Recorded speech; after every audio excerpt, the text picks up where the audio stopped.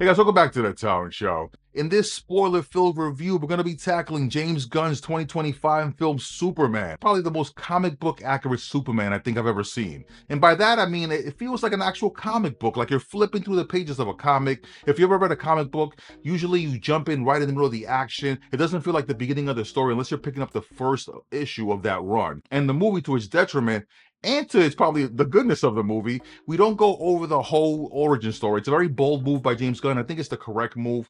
They don't show us the baby leaving Krypton. They just basically jump in right into the action. So it feels a little bit like what's happening at the beginning of the movie. And if you take somebody who's not into Superman lore, doesn't read comics, they might feel a little bit lost at the beginning. And it might take like 20 minutes of the movie, like for you to feel settled. And that's how I felt. Like after like 20 minutes in, you know the characters, you know what was going on, and things started to make more sense.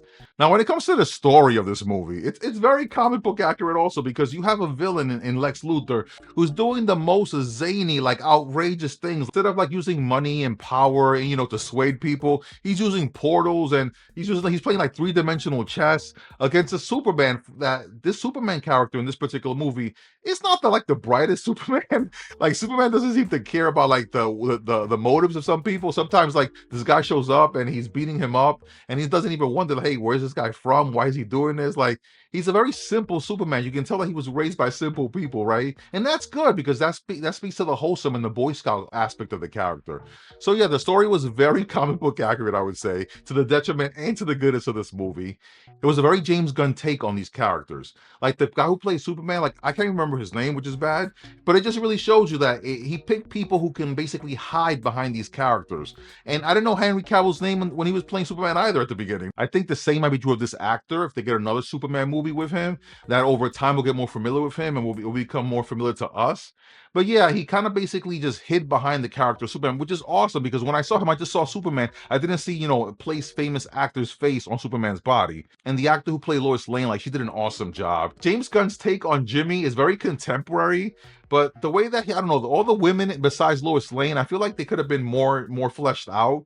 Like Cat Grant, like basically all you get is like her physically there, and Perry, he gets like what, a couple lines in the movie. So it's a very interesting choice by James Gunn to like give us Superman, give us the Justice Gang, which is a horrible name for the Justice League, by the way. Give us Mrs. Terrific, give us a Green Lantern, Hawk Girl, but not flesh out Perry and like Jimmy that much, because he should have basically focused on those characters who are really supportive of Superman. But this movie's so wide in its scale that you really didn't get a chance like to witness Clark Kent Superman like actually interacting with his colleagues at the Daily Planet. You didn't really get that. It's because the movie casts such a wide net and introduces so many different characters. You can tell that James Gunn is wants thing in a hurry. Like he wants to jumpstart the Superman DC universe fast, and he's introducing so many characters at such a rate. The movie starts in the middle, you feel like all these characters are already introduced already. It's a really fast feel to the movie. It feels like it's really moving really quickly, and I feel like a couple of the characters kind of get left out. So hopefully we'll have more Perry, we'll have more Cat Grant, we'll have more Jimmy in the movie,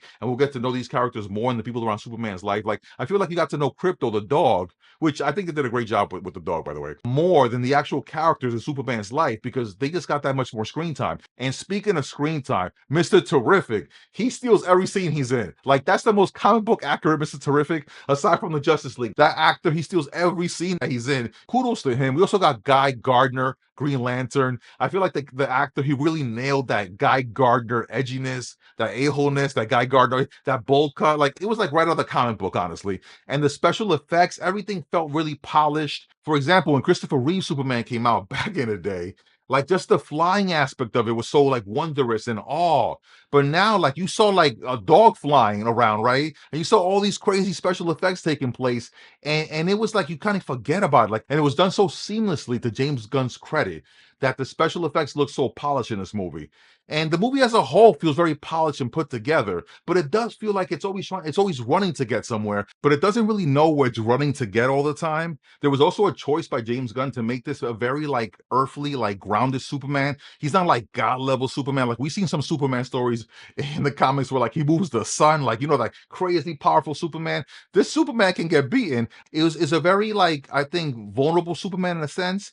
And I think one of the interesting things about Superman the character is when a writer really really understands him. He understands that Superman's challenges are moral challenges. They're like personal challenges. That he has all this power, and making him a little less powerful than like a lot less powerful. I feel like it kind of opened up to like introduce characters and scenarios which are probably couldn't be as challenging to like comic book character Superman, but like this Superman had trouble with these things, and I feel like if he was so powerful like he was in the comics, a lot of the challenges in the movie wouldn't really be challenges. Again, the challenges that they did poke at, like the morality of him like taking things into his own hand because he's so powerful, are the challenges that I would think I would Superman who's more like a thinking Superman would face. And those are challenges I feel like making him less powered. He didn't really have to face as much, even though it is kind of tackled in the movie. Also, it was really interesting to make his parents like, I don't know, like having both parents was a very different look as of late, because we've had a lot of iterations of Superman where he just has his mom,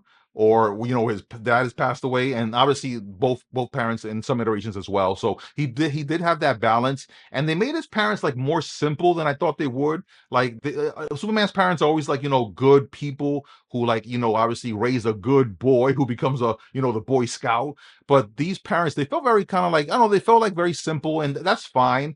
But I feel like I'm not sure if he dumbed down the characters. I thought Jimmy was also kind of like dumbed down. And I don't know what James Gunn is getting at with this, but that's something that I just felt like they were very one dimensional, but maybe they were one dimensional in the sense that. But speaking to my prior point, you didn't get to spend that much time with these characters, his parents included, that we couldn't really flesh out and see that three-dimensional character in front of us. So I'm going to give him a little bit of leeway to the second or third movie, and hopefully those interactions with his parents are further explored. We get to know them better. James Gunn also made some really interesting choices. He has a scene where they were like working women.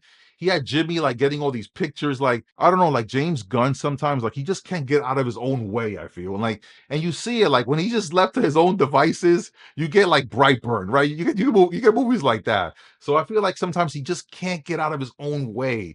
And by him directing this, there's obviously a lot of good, but there's a lot of James Gunn stuff. Like there was a scene where a baby was in actual danger, and children in the theater were like, "Oh, guys, the baby gonna be okay." So like those things, like it happens in the comic, but you're thinking about setting a wide net for a lot of audiences. And I felt like there were things that could have been left out. There's a scene where a person's actually executed, like Russian roulette style, like something I would never thought I would see in a Superman movie. So James Gunn, sometimes he just can't help himself bringing that gritty James Gunn cutting edge stuff to the screen. But this is Superman, and it's supposed to be something that you can just take any audience. PG-13 the movie, but it's something that any family should just go. And I feel like the box office numbers would have been so much bigger if this was just like sold as like a family movie, which is Superman. If the DC Superman movie is not a family movie, I don't know which character in DC could be a family movie. So I feel like that was kind of a misstep that's going to cost a lot of viewers, because if this movie should be like the most family friendly, this is the Boy Scout. Like there shouldn't be anybody being executed in a Superman movie like point blank. Like the man's faster than a speeding bullet. He should be catching those bullets. There shouldn't be like hookers or working women even in the background of the scene. Like I don't know. I feel like those are things that you should leave for Gotham, not for Superman's world. So they're things that James Gunn, like he just can't help but do because it's James Gunn. But there was a lot of good in this movie. I think it was a good first step to open up like this James Gunn DC universe, open it up even bigger. And there's a lot of things, a lot of threads that I want them to pull on. Like the villain of the movie, making him like, a Superman clone. Like that's a very Superman storyline. Is it actually Bizarro? Like we don't know. It might become Bizarro, but they didn't call him Bizarro. But that's what I was thinking about. Hell, is this Superman Bizarro? But he's not saying anything at all or anything backwards at all. But maybe we'll find that out in this next movie. But as a whole, I really enjoyed this movie. I thought it was a good first step for James Gunn and Superman. Oddly enough, it doesn't feel like, because the choice that he made to make this like such a comic book feeling movie, it doesn't feel like a film that's kind of like bookended. It feels like obviously this is the beginning of a much bigger world, and I'm hoping it is. But it's also kind of hurts the movie, because when you make a film, and I don't know if it's a franchise film we're talking about, when you make a film, you want it to be like this one thing that people can see the beginning and see the end and feel like this is what it is. And that thing might become classic. It might live forever in just that shape. Like you don't need it to have different limbs, but this thing is obviously, just the beginning of a bigger world that he's opening. But that's kind of the things that hurts the movie, that it doesn't feel like a one piece of art, like that's you can just hold in your hand. It feels like it started in the middle and it ended in the middle. Like you don't feel like this is one thing. And that kind of hurts the film because you know that it's just one of many. You know, this is a beginning, and in that sense, you kind of give the Superman film like more leeway because you know this is only the first one. You know that things are going to expand and things are going to improve. But sometimes when you're making a movie, you just have that one chance. You know, that one chance. If you had, like Eminem said, right? It's a good and a bad thing about how this movie feels. But all in all, I enjoyed it. Out of 5 tone shows, I think I'll give this like a solid 3 tone shows. 3 tone shows for this movie. What do you guys think? The comments. Like, what things did you enjoy about this James Gunn Superman? Put it in the comments. As always, guys, the Tone Show. Tone Show. Ah.